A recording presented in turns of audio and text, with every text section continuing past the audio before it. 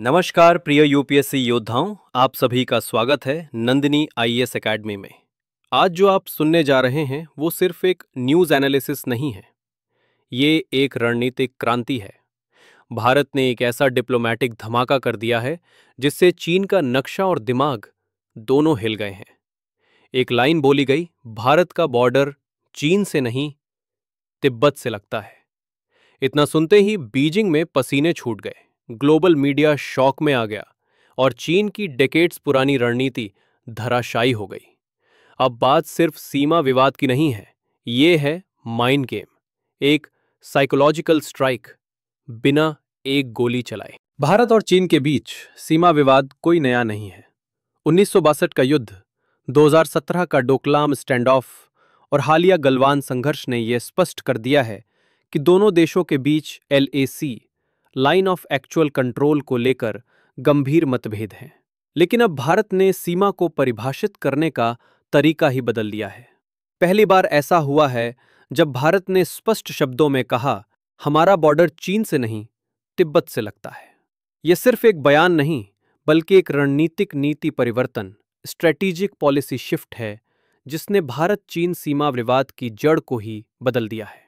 अब तक चीन अरुणाचल प्रदेश को साउथ तिब्बत कहता रहा है और भारत के इस राज्य पर अपना दावा जताता रहा है। चीन की यह नीति रही है कि जब भी भारत अपने बॉर्डर पर इंफ्रास्ट्रक्चर बढ़ाता है, जैसे सड़कें, पुल, एयरबेस, तो वह इसका विरोध करता है। चीन के अनुसार LAC स्पष्ट नहीं है और इसलिए दोनों देशों के बीच बार बार घुसपैठ और तनाव होता है। भारत भी अब तक इस पर रिएक्टिव डिप्लोमेसी अपनाता था, यानी चीन जो बोले उसका जवाब देता था। लेकिन अब स्थिति उलट गई है। जब अरुणाचल प्रदेश के मुख्यमंत्री पेमा खांडू ने कहा कि हमारा बॉर्डर चीन से नहीं तिब्बत से लगता है, तो यह पहली बार था जब भारत ने चीन के दावे को जड़ से नकारा। इस कथन का अर्थ यह है कि भारत अब तिब्बत को एक अलग भौगोलिक इकाई मानता है, न कि चीन का अभिन्न अंग। चीन की उस ऐतिहासिक गलती को उजागर कर रहा है जिसमें उसने तिब्बत को बलपूर्वक 1950 में कब्जाया था। भारत तिब्बत सीमा को पूर्ववर्ती सीमाओं के आधार पर वैध मानता है, जो ब्रिटिश काल में और उससे पहले से निर्धारित थी। यानी अब भारत चीनी सीमा विवाद को मान्यता ही नहीं देता, बल्कि तिब्बत की स्वतंत्र पहचान के आधार पर अपनी सीमा तय करता है। इस एक लाइन ने अंतर्राष्ट्रीय स्तर पर कई संकेत भेजे हैं। भारत अब चीन के नक्शे के हिसाब से नहीं, अपने इतिहास और कूटनीति के हिसाब से सीमाएं तय करेगा। ये बयान सिर्फ घरेलू नहीं, ग्लोबल डिप्लोमेटिक मैसेज है कि भारत अब तिब्बत कार्ड खेलने को तैयार है। भारत की ये नीति चीन की वन चाइना पॉलिसी को सीधी चुनौती देती है, विशेष रूप से तिब्बत और ताइवान के संदर्भ में। दुनिया के कई युद्ध सिर्फ हथियारों से नहीं जीते जाते, कुछ युद्ध मस्तिष्क से, रणनीति से और चुपचाप खेले गए शब्दों से जीते जाते हैं। भारत अब एक ऐसा देश बन गया है जो बिना गोली चलाए दुश्मन के दिमाग में डर, भ्रम और दबाव पैदा कर रहा है। इसे ही कहते हैं साइकोलॉजिकल वॉरफेयर। ये पारंपरिक युद्ध से बिल्कुल अलग है। ये वो युद्ध है जहां दुश्मन आपकी रणनीति को समझ नहीं पाता, लेकिन खुद को असुरक्षित महसूस करने लगता है। साइकोलॉजिकल वॉरफेयर वो युद्ध है जो शारीरिक लड़ाई की जगह मानसिक दबाव पैदा करता है। हथियारों के बजाय बयान, संकेत, नक्शे और संप्रेषण से लड़ा जाता है। लक्ष्य होता है दुश्मन की आत्मविश्वास, दिशा और धारणा को तोड़ना। ये युद्ध नहीं दिखता, लेकिन असर बहुत गहरा छोड़ता है। आज भारत चीन के सामने सिर्फ सीमा पर सैनिक तैनात नहीं कर रहा, बल्कि उसके दावे, मानचित्र और मनोबल पर हमला कर रहा है। हमारा बॉर्डर तिब्बत से लगता है, चीन से नहीं। इस एक लाइन ने चीन की 70 साल की कूटनीति को नष्ट कर दिया। भारत अब ऐसे बयान दे रहा है जो पूरे चीन को अस्थिर कर देते हैं, क्योंकि वो चीनी नीति के आधार को ही चुनौती देते हैं। इस रणनीति का फायदा भारत को युद्ध नहीं लड़ना पड़ता, लेकिन चीन की राजनीतिक और नैतिक स्थिति कमजोर हो जाती है।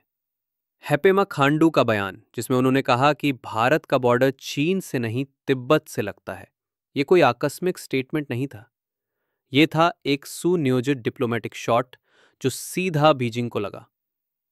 इसके बाद चीन की मीडिया में बौखलाहट आई। चीन की सरकार ने विरोध दर्ज कराया, लेकिन भारत ने कोई सफाई नहीं दी, यानी जानबूझकर कहा गया था। यही है साइकोलॉजिकल वॉरफेयर, जब आप बोले कम लेकिन असर ज्यादा हो। हाल ही में जारी भारत के राजकीय मानचित्रों ऑफिशियल मैप्स में अरुणाचल प्रदेश को भारत का अभिन्न हिस्सा दिखाएगी। इस नीति परिवर्तन का असली असर चीन की मानसिकता पर है। चीन वर्षों से अरुणाचल इस साउथ तिबेट कहता रहा। भारत ने एक लाइन में उसे नकार दिया। इससे चीन की डोमेस्टिक लेजिटिमेसी भी प्रभावित होती है, क्योंकि अब अंतर्राष्ट्रीय मंच पर तिब्बत का मुद्दा दोबारा उठने लगा है। भारत ने यह चाल ऐसे समय पर चली जब चीन की अर्थव्यवस्था मंदी में है, शी जिनपिंग पर राजनीतिक दबाव बढ़ रहा है और ताइवान, अमेरिका, तिब्बत तीनों मुद्दों पर वो ग्लोबली आइसोलेटेड हो रहा है। क्या आपने कभी सोचा है कि सिर्फ एक बयान से किसी देश की डेकेड्स पुरानी पॉलिसी को हिला दिया जाए? भारत ने वो कर दिखाया। हमारा बॉर्डर चीन से नहीं, तिब्बत से लगता है। इतनी सी लाइन और चीन में खलबली। वो देश जो लगातार अरुणाचल को अपना बताता था, अब उसके दावों की जड़ें हिल गईं। भारत अब विरोध दर्ज नहीं करता, सीधा जियोपॉलिटिकल जमीन खिसका देता है। चीन ने अरुणाचल प्रदेश के शहरों के नाम बदले, नक्शों में हेरफेर किया, कहने लगा कि ये साउथ तिब्बत है। लेकिन इस बार भारत ने कोई डिप्लोमैटिक स्टेटमेंट नहीं दिया। सीधे बोला, अरुणाचल भारत का था, है और रहेगा, और इसका बॉर्डर तिब्बत से लगता है। ये लाइन सिर्फ एक मुख्यमंत्री ने नहीं बोली, ये भारत सरकार की सोच का परिणाम है। पेमा खांडू, एक ऐसा नाम जिसे अब दुनिया जान रही है। राजनाथ सिंह ने भी चीन को कहा, चलो लाइन खींचो, ताकि बार बार की घुसपैठ खत्म हो।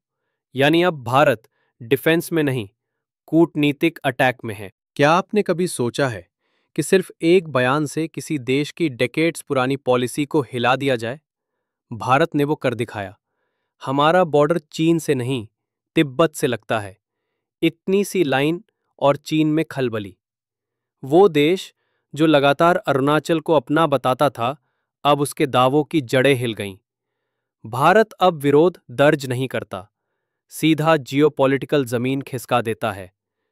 चीन ने अरुणाचल प्रदेश के शहरों के नाम बदले, नक्शों में हेरफेर किया, कहने लगा कि ये साउथ तिब्बत है। लेकिन इस बार भारत ने कोई डिप्लोमैटिक स्टेटमेंट नहीं दिया। सीधे बोला, अरुणाचल भारत का था, है और रहेगा, और इसका बॉर्डर तिब्बत से लगता है। ये लाइन सिर्फ एक मुख्यमंत्री ने नहीं बोली, ये भारत सरकार की सोच का परिणाम है। पेमा खांडू, एक ऐसा नाम जिसे अब दुनिया जान रही है। राजनाथ सिंह ने भी चीन को कहा, चलो लाइन खींचो, ताकि बार बार की घुसपैठ खत्म हो।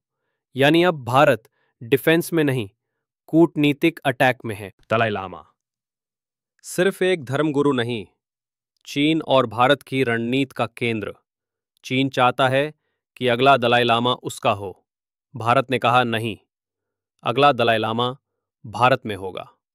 गादन पाडोंग ट्रस्ट को अधिकार दे दिया गया, जो अरुणाचल के तवांग में है। मतलब दलाई लामा 15 अब भारत का होगा। ये सिर्फ धार्मिक फैसला नहीं है, ये बौद्धिज्म की डिप्लोमेटिक जीत है। चीन अब बौद्ध धर्म पर अपना नियंत्रण खो चुका है। अमेरिका और यूरोप खुलकर भारत की इस पहल का समर्थन कर रहे हैं। जब चीन परेशान है, भारत ने दूसरी चाल चली, गैस पाइपलाइन, जो पीओके से होकर गुजरात तक आएगी। यानी भारत ने पीओके को अब सिर्फ भूभाग नहीं, बल्कि एक भविष्य की तैयारी का हिस्सा बना दिया है। तजाकिस्तान से पाइपलाइन पीओके के जरिए भारत आएगी। मतलब भारत पीओके को अपनी इकोनॉमिक योजना में शामिल कर चुका है।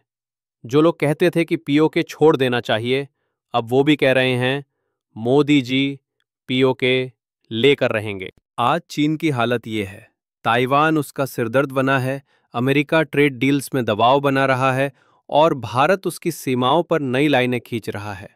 और अब तीन देश भारत, अमेरिका और ताइवान दलाई लामा को समर्थन, अरुणाचल को भारत का हिस्सा, तिब्बत को विवादित क्षेत्र घोषित कर रहे हैं। ताइवान ने यहां तक कहा कि जो स्टूडेंट्स अरुणाचल से पढ़ना चाहते हैं उन्हें स्कॉलरशिप देंगे। मतलब चीन को तीनों तरफ से घेरा जा रहा है। आज चीन की हालत यह है, ताइवान उसका सिरदर्द बना है, अमेरिका ट्रेड डील्स में दबाव बना रहा है और भारत उसकी सीमाओं पर नई लाइनें खींच रहा है। और अब तीन देश भारत, अमेरिका और ताइवान दलाई लामा को समर्थन, अरुणाचल को भारत का हिस्सा, तिब्बत को विवादित क्षेत्र घोषित कर रहे हैं। ताइवान ने यहां तक कहा कि जो स्टूडेंट्स अरुणाचल से पढ़ना चाहते हैं उन्हें स्कॉलरशिप देंगे। मतलब चीन को तीनों तरफ से घेरा जा रहा है। चीन की हिम्मत नहीं कि अब भारत के खिलाफ बोल सके। तिब्बत अब भारत के डिप्लोमेटिक विस्तार का केंद्र है। पीओके को भारत ने अब योजना में शामिल कर लिया है। भारत अब युद्ध नहीं करता, भारत अब रणनीति से दुश्मन का भविष्य बदल देता है। दोस्तों, वीडियो को लाइक, शेयर और सब्सक्राइब जरूर करें। कमेंट में बताएं, क्या अगला दलाई लामा भारत में होना चाहिए? जय हिंद, वंदे मातरम।